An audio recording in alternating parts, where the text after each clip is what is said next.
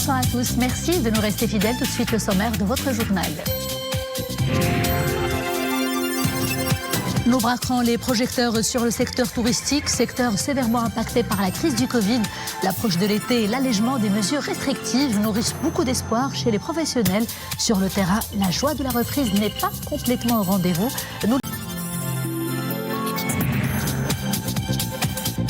Nous suivrons également un focus sur le secteur de l'enseignement supérieur. La refonte prônée par le nouveau modèle de développement trace son sillon.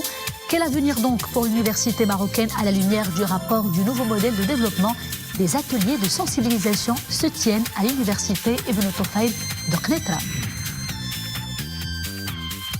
Haut et fort, le dernier long métrage de Nabil Ayouch représente le Maroc à la prestigieuse compétition de Cannes. Le film raconte l'histoire d'un ancien rappeur engagé dans un centre culturel d'un quartier populaire de Casablanca, ou comment la culture peut s'avérer salvatrice de l'errance et des mauvais virages de la vie. À suivre donc une rencontre avec le réalisateur Nabil Ayouch. Bonsoir. Les relations maroco-libyennes, des relations de fraternité et d'amitié louées aussi bien par le président du Haut Conseil d'État libyen, Khalid Meshri, que par le président de la Chambre des représentants libyennes, Aguila Salah. Tous deux en visite dans le royaume, reçus séparément cet après-midi par le ministre des Affaires étrangères, de la coopération africaine et des Marocains résidant à l'étranger. Des rencontres qui interviennent dans le cadre des efforts que déploie le royaume du Maroc sur haute instruction de Sa Majesté le roi Mohamed VI pour accompagner le dialogue interlibyen. Khalid Meshri a souligné le soutien fort et le rôle agissant du Maroc dans toutes les étapes visant le règlement de la crise libyenne. Et Aguila Salah a affirmé, et je le cite, lui aussi, la Libye a réussi grâce aux efforts des pays frères et à leur tête le Maroc de mettre en place un seul pouvoir exécutif, pouvoir composé d'un conseil présidentiel et d'un gouvernement d'union nationale qui a entamé sa mission. Les deux responsables libyens s'étaient entretenus séparément avec les présidents de la Chambre des représentants et de la Chambre des conseillers. Les Seychelles réitèrent leur soutien à la cause nationale marocaine lors d'un entretien par visioconférence avec le ministre des Affaires étrangères, de la coopération africaine et des Marocains résidant à l'étranger. Le ministre seychellois des Affaires étrangères et du Tourisme a exprimé, je cite, son appui à l'initiative marocaine d'autonomie dans le cadre de la souveraineté et de l'intégrité territoriale du Royaume du Maroc. Le tourisme, un secteur vital durement touché par la crise du Covid-19. Après plus d'une année d'invisibilité et de chiffres baignant complètement dans le rouge, eh bien l'espoir regagne les professionnels. Espoir en des lendemains meilleurs, grâce notamment à l'allègement des mesures restrictives et à l'approche également de la saison estivale. À Tanger, en tout cas, la reprise est très timide. Anissa Boumedi et Nisri El Hamdaoui nous en parlent tout de suite. À Tanger, ce n'est pas encore la foule des grands jours. Les touristes se font rares dans les rues. Et dans les hôtels, n'en parlant même pas. Ici, seul le balai du personnel hôtelier s'offre à notre regard. Visiblement, l'année a été dure pour le secteur. Mais avec l'allègement des mesures restrictives, les hôtels se préparent à accueillir les touristes nationaux. Quelques jours seulement nous séparent de l'arrivée de l'été. Seulement voilà, les professionnels du secteur ne sont pas très confiants. Pour eux, il faudrait plutôt revoir certains points essentiels au décollage de la saison. Il y a par exemple les horaires qui sont limités toujours à 23 heures. Alors qu'un tourisme, normalement, même s'il est interne, il ne doit pas être limité du point de vue restauration, hôtellerie à 23 heures. Il y a le problème de l'animation. Donc lorsqu'il n'y a pas d'animation dans un hôtel, c'est un hôtel pratiquement mort.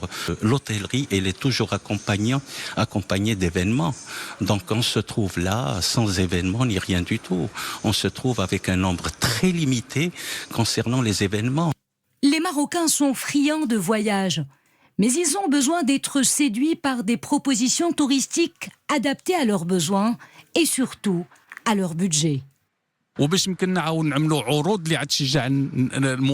Pour pouvoir proposer des offres alléchantes à nos touristes nationaux, nous aurons besoin de soutien de la part des collectivités locales. Par exemple, si seulement elles peuvent procéder à une réduction des taxes et impôts. Tout le monde sait que cette année, notre activité a été quasiment morte. Malgré cette conjoncture, nous sommes appelés à honorer le paiement de nos impôts. Voilà pourquoi le prix de séjour reste élevé. Le secteur hôtelier espère pouvoir sortir la tête de l'eau. Les professionnels placent leur dernier espoir dans le tourisme interne pour sauver ce qui peut l'être. La refonte de l'enseignement supérieur est au cœur du nouveau modèle de développement. Les recommandations de la Commission sont nombreuses et les défis sont immenses pour permettre à l'université marocaine de jouer pleinement son rôle capital de bâtir une société avertie, développée et prospère. Pour décortiquer justement ce saut qualitatif que l'enseignement supérieur au Maroc est en train de vivre, eh bien, des ateliers thématiques ont été organisés cette matinée même à l'université Ibn Tufayl de Knetra. Cher professeur, la parole est là. Et en marge justement des travaux de cette plénière, c'est avec un esprit très enthousiaste que les étudiants de l'université Ibn Tufayl de Knetra perçoivent la feuille de route tracée par le nouveau modèle de développement, surtout son volet consacré à l'amélioration de la qualité de l'enseignement supérieur et de la recherche aussi, un enthousiasme qui reste partagé également par le corps professoral. Mariam El-Missi, Adna El-Harras et Asma Tazi. En défilant ces quelques pages du rapport sur le nouveau modèle de développement, Ali et Hamza ne contiennent pas leur fierté. Bien plus que de simples camarades, ces deux étudiants de l'ENCG de Kénitra font belle équipe. Tous les deux ont eu le privilège d'être auditionnés par la commission. Mieux encore, leurs propositions sont inscrites noir sur blanc dans le volet enseignement supérieur du rapport. Nous avons contribué en donnant des propositions à propos de la thématique de l'enseignement supérieur, l'éducation, quelle université pour demain. Nous avons touché dans le nouveau modèle de développement de vraies et de réelles propositions et projets qui feront sans doute de l'université marocaine une meilleure université avec comme principaux challenges celui de la formation continue à la fois des cadres professoraux et des cadres administratifs, également de faire de l'étudiant le cœur de l'université, se centraliser sur ses intérêts et ses bénéfices. Ce rapport, en fait, pour nous, c'est comme une philosophie qui doit impliquer l'enseignant comme l'étudiant. On a lu ce rapport en ce qui concerne l'éducation supérieure. On a trouvé des points qui sont très, très intéressants, comme celui de l'importance de la formation pédagogique des enseignants, comme l'insertion professionnelle, un point qui est primordial dans l'excellence universitaire.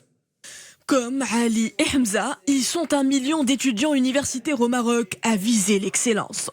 Des étudiants que le rapport place au centre de sa stratégie de refonte. Une formation de qualité et des perspectives d'emploi leur seront offertes.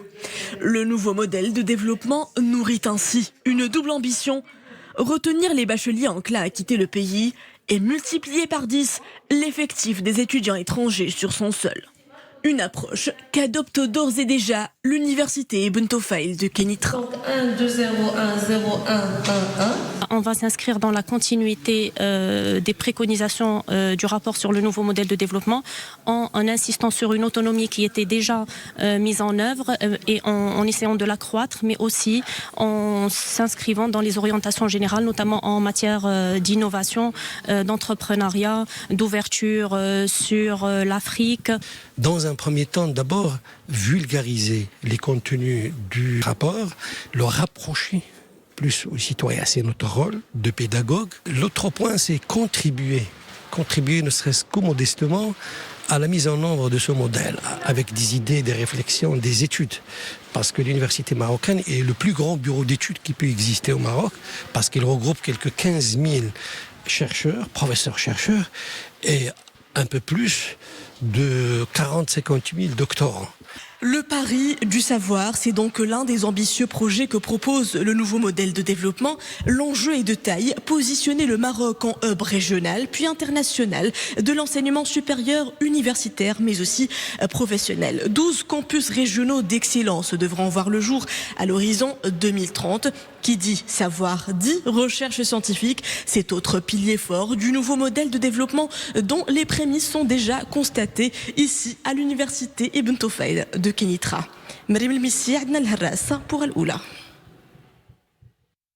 Et recherche scientifique, justement, le Centre national de la recherche scientifique et technique, le CNRST, a sélectionné 82 projets traitant de la cause nationale du Sahara marocain, le développement des provinces du Sud et la pandémie du Covid-19, avec tout un programme d'appui à la recherche scientifique mobilisant un budget de 10 millions de dirhams. Pour la deuxième année consécutive et Covid-19 oblige, les futurs bacheliers devront se pencher cette année encore sur leur feuille d'examen dans des conditions assez spéciales. À J-4, les préparatifs battent leur plein pour réaménager les salles d'examen selon un protocole sanitaire très strict. Pour leur part, les candidats redoublent d'efforts pour décrocher le précieux sésame. À Tanger, le reportage d'Anissa Boumedi et d'Omaïma Rabli. L'heure est au dernier préparatif. Cela fait 6 mois que Nezar prépare son baccalauréat. Aujourd'hui, plus que 4 jours le séparent de la grande échéance. Je pense que je suis prêt. Je prépare depuis le début de l'année déjà. Mais ces dernières semaines, les préparations sont de plus en plus intenses. Je ne suis pas stressée. Je sais que tout se passera au mieux malgré le contexte inédit imposé par la pandémie. Un contexte inédit, spécial. Pour la deuxième année consécutive, les candidats au baccalauréat seront masqués durant toute la durée des examens et avec une distance imposée de 1,5 mètre. Autant de mesures préventives qui seront mises en place dans l'ensemble des salles d'examen. Pour réussir cette année encore l'organisation de cette grande échéance nationale, une batterie de dispositifs a été prise. Nous veillons à la préparation des salles depuis une semaine. Dans chaque salle, seuls 10 candidats seront admis.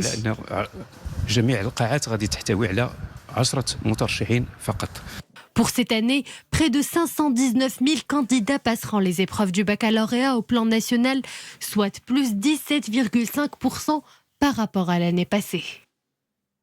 Vous êtes sur le point de décrocher justement votre baccalauréat, les classes prépa vous intéressent, eh bien cette annonce, la suivante, est pour vous. Sachez que les candidatures pour les classes préparatoires aux grandes écoles au titre de l'année scolaire 2021-2022 sont désormais ouvertes. Le ministère de tutelle précise que le dépôt en ligne des candidatures doit s'effectuer avant le 21 de ce mois-ci via l'adresse www.cpge.ac.ma ou alors le site électronique de l'espace Moutamed. massarservice.men.gov.ma/Moutamedris.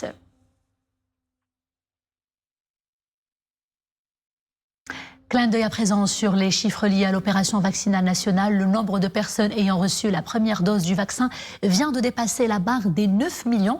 Il s'agit exactement de 9 072 565 personnes.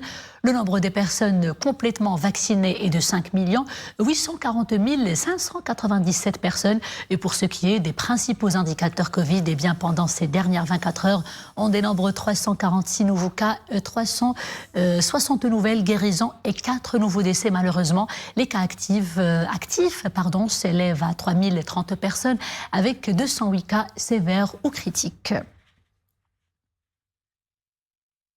Le long métrage Haut et fort du réalisateur marocain Nabil Ayouch, retenu dans la compétition officielle de la prochaine édition du Festival de Cannes, qui se déroulera du 6 au 17 juillet. Haut et fort figure aux côtés de 23 autres productions, dont 4 réalisées par des femmes.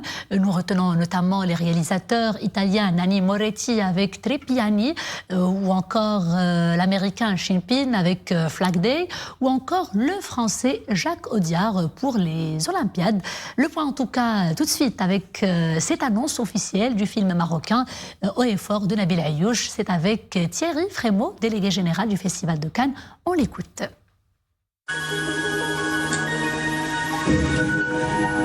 Nabil Ayouch, ça sera sa première fois en compétition. Il représente le Maroc pour un film qui s'appelle Haut et fort et qui, lui, parle de cette jeunesse marocaine, de cette beauté de la jeunesse, de cette jeunesse de la jeunesse, de son appétit de vie, de son appétit de faire de la musique, de son appétit d'écrire, de son appétit de faire du rap. C'est presque un homme épacé, un homme dans la ville, quelqu'un qui vient, qui est un professeur et qui vient enseigner aux jeunes générations l'art de la musique et l'art du rap. Et vous verrez, il y a quelque chose qui n'est jamais dit sur le Maghreb, sur le Maroc. Et donc, comme ça, en 1h30, un film vient témoigner. Ça donne envie en tout cas de voir et justement on va enchaîner avec un avant-goût de ce film de Nabil Ayouch qui représente donc le Maroc à la prestigieuse compétition de Cannes, un film qui raconte l'histoire d'un ancien rappeur engagé dans un centre culturel d'un quartier populaire de Casablanca, le quartier de Sidi Moumen. Encouragés par leur nouveau professeur, les jeunes de ce quartier vont tenter de se libérer de certains poids de la société et de vivre pleinement leur passion à travers le hip-hop notamment. Dominique Orlando s'est entretenu avec Nabil Ayouch, regardez ce reportage. Monsieur Nabil Ayouch connaît plutôt bien le Festival de Cannes où 2 de ses films ont déjà été retenus en sélection parallèle à un certain regard, mais également à la quinzaine des réalisateurs. Aujourd'hui, le jeune cinéaste gravit une marche supplémentaire en accédant haut et fort à la prestigieuse compétition officielle dont le point de mire s'appelle la Palme d'Or. J'avais eu des fuites la veille au soir, c'est-à-dire mercredi soir, sur le fait qu'il serait bien placé dans la sélection, mais sans savoir encore avec certitude s'il allait être en compétition officielle ou pas. Donc jeudi matin, j'ai pris ma voiture et je suis allé à Sidi Moumen, au Centre culturel des Étoiles, retrouver tous les jeunes comédiens et comédiennes du film et j'ai voulu partager ce moment avec eux. On a mis en grand sur vidéoprojecteur la conférence de presse de Thierry Frémaux et du Festival de Cannes et on l'a appris ensemble dans une émotion absolument indescriptible. 24 films ont donc été sélectionnés pour figurer dans la compétition officielle cette année. Ils ont été choisis parmi un lot volumineux comprenant 2300 longs métrages venus de partout à travers le monde. Le film, c'est l'histoire d'un ancien rappeur qui débarque un jour dans un centre culturel à Sidi Moumen et qui rencontre des jeunes qui ont plein de choses à dire, à raconter, mais qui ne savent pas trop comment. Et il va leur transmettre sa passion pour le hip-hop. Et grâce au hip-hop, ils vont réussir à parler d'eux-mêmes. Vous savez, j'ai une passion profonde pour le Maroc. J'ai une passion profonde pour le peuple marocain. J'aime ce pays, j'aime ce qu'il me raconte, j'aime l'âme marocaine. Et du coup, de savoir que je vais emmener un peu de mon pays avec moi et les couleurs du Maroc à Cannes et qu'on va pouvoir fièrement nous représenter avec un film en plus qui délivre une énergie tellement positive dans une période aussi difficile que celle qu'on est en train de vivre, c'est un bonheur intense pour moi et j'espère pour beaucoup de gens. Le Festival de Cannes est prévu cette année du 6 au 17 juillet 2021. Son jury sera présidé par le réalisateur américain Spike Lee, ce qui peut s'avérer une chance supplémentaire pour Nabil Ayouch de se démarquer et ainsi exceller au firmament. Félicitations en tout cas pour cette première bonne nouvelle et pourquoi pas vivement l'heure de l'ultime consécration. C'est la fin de ce journal. Merci d'avoir été des nôtres. Je vous dis à demain toujours avec grand plaisir. D'ici là, eh bien portez-vous bien.